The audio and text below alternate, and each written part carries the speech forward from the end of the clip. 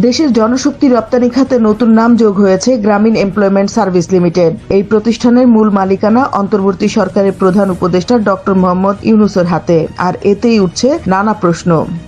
প্রবাসী কল্যাণ ও বৈদেশিক কর্মসংস্থান মন্ত্রণালয় থেকে গত জানুয়ারিতে জনশক্তি রপ্তানি লাইসেন্স পেয়েছে গ্রামীণ এমপ্লয়মেন্ট সার্ভিস লিমিটেড। বিগত 17 বছরও যেখানে অনুমোদন মেলেনি, সেখানে অন্তর্বর্তী সরকারের মেয়াদে হঠাৎই কিভাবে অনুমোদন পেল প্রতিষ্ঠানটি?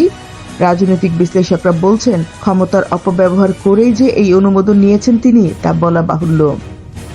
এছাড়াও দখলদার ও অবৈধ প্রধান উপদেষ্টা ইউনূস প্রতিষ্ঠিত গ্রামীণ ট্রাস্টের অধীনে গ্রামীণ ইউনিভার্সিটি নামে দেশে নতুন একটি বেসরকারি বিশ্ববিদ্যালয়ের অনুমোদন দিয়েছে অন্তর্বর্তীকালীন নামক অবৈধ সরকার। গত 5 আগস্টের পর এটি প্রথম অনুমোদনপ্রাপ্ত বেসরকারি বিশ্ববিদ্যালয়।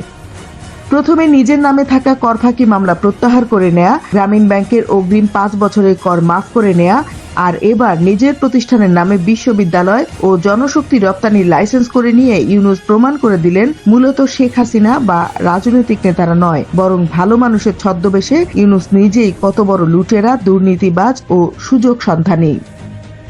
Desk report, বিবাংলা.net।